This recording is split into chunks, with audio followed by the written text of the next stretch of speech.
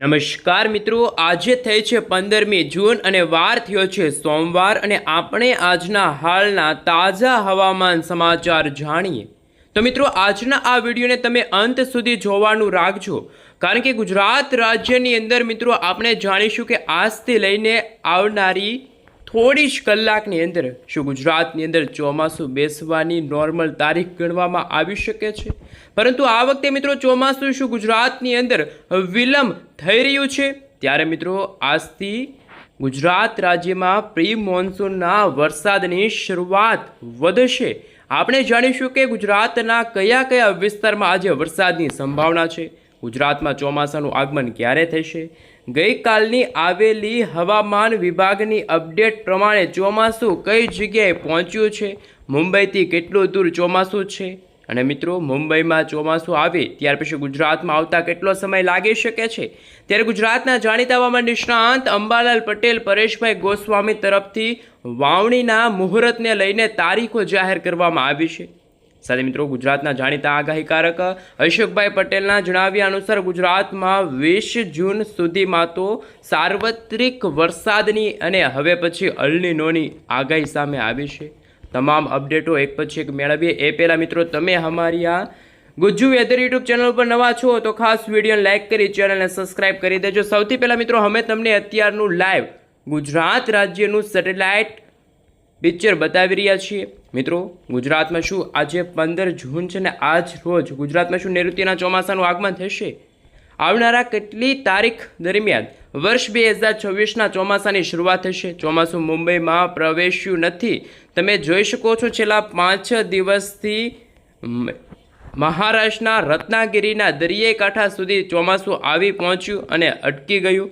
હજુ પણ મિત્રો હવામાન વિભાગના જણાવ્યા અનુસાર ગુજરાતમાં કોઈ ભારેથી ભારે વરસાદની શક્યતા નથી, પરંતુ આવનારા 48 કલાકની અંદર ચોમાસું ફરી એકવાર સક્રિય થાય. ગુજરાતમાં મિત્રો આજથી લઈને જેમાં પ્રી મોન્સૂનના વરસાદ પડે તેવા સમાચાર સામે આવશે, જેમની પણ મિત્રો આપણે આજના આ વિડીયોની અંદર માહિતી મેળવવાના છીએ. જેમાં સૌરાષ્ટ્ર, કચ્છ, દક્ષિણ ગુજરાતથી લઈને મધ્ય પૂર્વ ગુજરાતના ઘણા બધા વિસ્તારોમાં મિત્રો વાતાવરણની અંદર પલટો આવશે. અમે તમને અત્યારે મિત્રો ઉપગ્રહ ઉપરથી લેવામાં આવેલા સેટેલાઇટ ઇમેજના માધ્યમથી બતાવી રહ્યા છીએ. જેમાં હાલ મિત્રો અરબ સાગરના દરિયાની અંદર તમે જોઈ શકો છો કોઈ વરસાદી સિસ્ટમ સક્રિય નથી, જે ચોમાસાની પાંખ છે ખૂબ જ નબળી છે.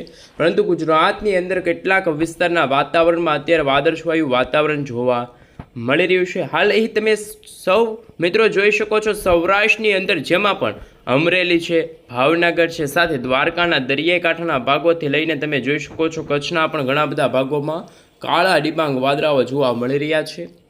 અને હવે પછીની કલાકોમાં મિત્રો અત્યારે ઉત્તર ભારત અને રાજસ્થાનના વિસ્તાર પરથી આવી રહેલી વેસ્ટર્ન ડિસ્ટર્બન્સવાળી વરસાદી સિસ્ટમના કારણે ભારતના ઉત્તર ભારતના રાજ્યોમાં વરસાદની ગતિવિધિમાં વધારો થતો જોવા મળી શકે છે. વેસ્ટર્ન ડિસ્ટર્બન્સના કારણે મિત્રો આપણા ગુજરાતના પૂર્વ ગુજરાતના વાતાવરણમાં ભારે વાદળાઓ જોવા મળશે. ખાસ કે મિત્રો તમે જોઈ શકો છો ગોધરાના વિસ્તારો છે, દાહોદના વિસ્તાર છે, તે વાતાવરણીય અસ્થિરતા અને હવે પછી વડોદરા છે, દક્ષિણ ગુજરાતના પણ ઘણા બધા વિસ્તારોમાં વરસાદી શક્યતા છે એ વધતી જોવા મળી છે. મિત્રો વાદળોની ગતિવિધિ વધવા લાગી છે. ભારતીય હવામાન વિભાગ તરફથી ભારતના તમામ રાજ્યોને લઈને મિત્રો જે આગાહી વ્યક્ત કરવામાં આવી, જેમાં તમે લાઈવ જોઈ શકો છો અત્યારે ગુજરાતનું વાતાવરણ બિલકુલ ચોખ્ખું છે. અત્યારે સેટેલાઇટ વિના મદદથી તમે જોઈ શકો છો કોઈ વરસાદી સિસ્ટમની એક્ટિવિટી નથી, પરંતુ વરસાદી વાદળાઓ જોવા મળ્યા. વાતાવરણમાં હળવાથી મધ્યમ તોફાની પવનો ફૂંકાતા જોવા મળ્યા છે. અને દક્ષિણ ગુજરાતના 4 જિલ્લાના અથવા તો 5 જિલ્લાના વાતાવરણમાં આજે ગાજવીજ સાથે વરસાદની શક્યતા છે, જેમાં સૌરાષ્ટ્રના અને દક્ષિણ ગુજરાતના ભાગોમાં તોફાની પવનોની સાથે ચોમાસા પહેલાં વાવણી લાયક વરસાદની આગાહી વ્યક્ત કરવામાં આવી છે. સાથે મિત્રો અલનીનોના કારણે અરબ સાગરનો દરિયો એકદમ નિષ્ક્રિય થયો છે, નબળો પડ્યો છે અને આવનારી કલાકોમાં રાજસ્થાનના ભાગોમાંથી ધૂળની ડમરી, ધૂળનું તોફાન આગળ વધે અને ગુજરાતના બોર્ડર લાગુના વિસ્તારો, ઉત્તર ગુજરાતના ભાગોની અંદર મિત્રો પૂર્વ ગુજરાતના વાતાવરણની અંદર આજે વાતાવરણીય પલટો જોવા મળશે. કારણ કે મિત્રો મધ્યપ્રદેશના જે વિસ્તારો છે, રાજસ્થાનના ઘણા બધા વિસ્તારો છે, તે હવામાન વિભાગના જણાવ્યા અનુસાર અતિભારે વરસાદ પડવાને લઈને મિત્રો અત્યારે ઓરેન્જ એલર્ટ છે એ જાહેર કરવામાં આવી રહ્યું છે. મિત્રો 16 જૂનના રોજ તમે જોઈ શકો છો દક્ષિણ ગુજરાતના વાતાવરણ માટે પણ હવામાન વિભાગે મિત્રો વરસાદની ચેતવણી વ્યક્ત કરી છે.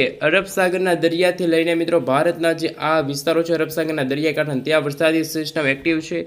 બાકી તમે જોઈ શકો છો બદલાતા વાતાવરણને લઈને 17 જૂનના રોજ પણ ગુજરાતના ઘણા બધા ભાગોમાં વાતાવરણ ચોખ્ખું જોવા મળશે. ગુજરાતમાં આઈએમડી તરફથી પણ મિત્રો જે આગાહીઓ વ્યક્ત કરવામાં આવી રહી છે મિત્રો તમે લાઈવ જોઈ શકો છો. મોટાભાગે બદલાતા વાતાવરણને લઈને જ્યારે બંગાળની ખાડીમાં પણ વાવાઝોડાવાળી વરસાદી સિસ્ટમ બનશે.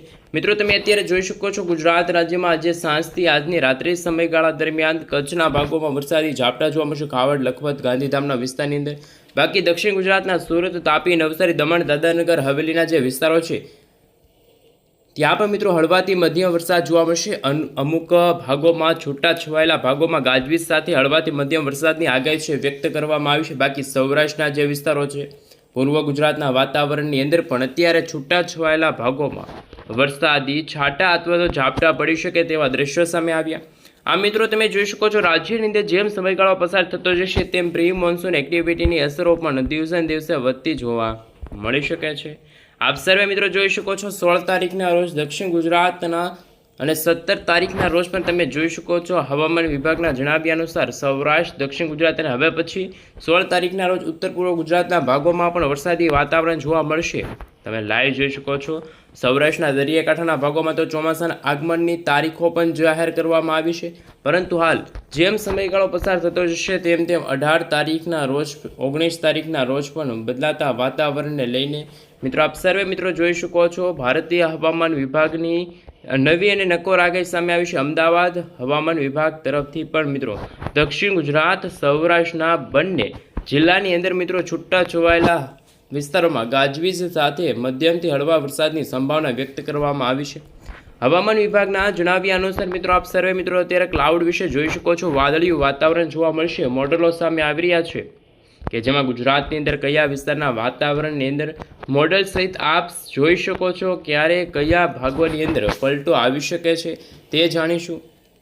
આપ સર્વે મિત્રો જોઈ શકો છો ખાસ કરીને ગુજરાતની અંદર આજે વાદળછાયા વાતાવરણની સંભાવના છે વધતી જોવા મળી છે. અત્યારે મિત્રો આપ સર્વે મિત્રો જોઈ શકો છો અત્યારનું લાઈવ સેટેલાઇટ ઇમેજ કે જેમાં હવે પછીની કલાકોમાં અરબ સાગરના દરિયાવાળી જે નિષ્ક્રિય ચોમાસાની પાંખ છે એ આવનારા દિવસોમાં સક્રિય થશે. અને મિત્રો તમે જોઈ શકો છો અત્યારે કોઈ પણ પ્રકારના વરસાદી વાતાવરણ નથી જોવા મળ્યા. અરબ સાગરમાં હાલ તમે જોઈ શકો છો કોઈ વરસાદી વાતાવરણ નથી, પરંતુ આવનારી કલાકોમાં તમે જોઈ શકો છો મિત્રો બંગાળની ખાડીવાળી જે ચોમાસાની પાંખ છે ફરી એકવાર સક્રિય થશે. ગુજરાતના વાતાવરણ સુધી આ પાંખ છે લંબાઈ શકે છે.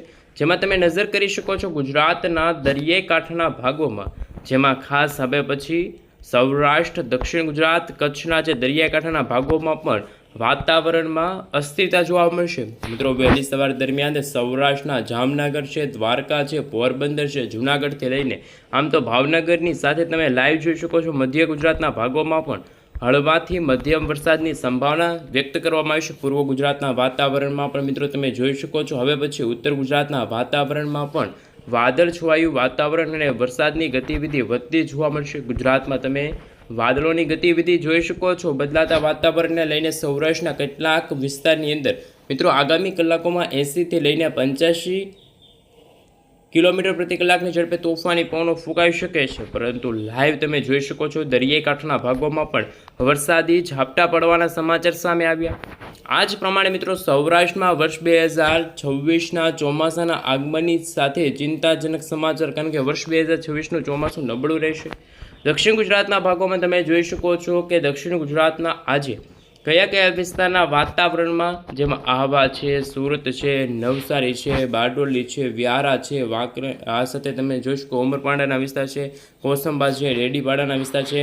હવે પછી મિત્રો ભરૂચના વિસ્તાર છે, દહેજના વિસ્તારમાં પણ વરસાદી વાતાવરણ જોવા મળી શકે છે. વરસાદી ઝાપટા પડતા હોય તેવા દ્રશ્યો સામે આવશે. અત્યારનું તમે લાઈવ સેટેલાઇટ ઇમેજ જોઈ શકો છો. આખું ગુજરાતમાં ફરી એકવાર કાળા ડિબાંગ વાદળોવાળું વાતાવરણ, તો અમુક ભાગોમાં હજુ પણ તડકો અને અમુક ભાગોમાં તો ગરમી અને ઉકળાટનું પ્રમાણ વધી રહેલું જોવા મળ્યું.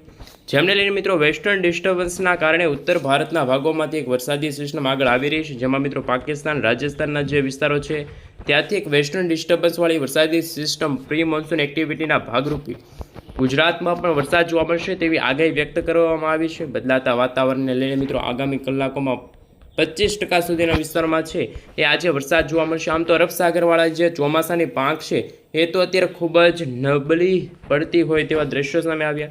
વાદળોની ગતિવિધિ વધતી રહેલી જોવા મળી. આજે સાંજથી લઈને આજની રાત્રિ દરમિયાન પણ મિત્રો જાણીશું કયા કયા વિસ્તારની અંદર કેવા પ્રકારની વોર્નિંગ કે જે હવામાન વિભાગે વ્યક્ત કરી છે.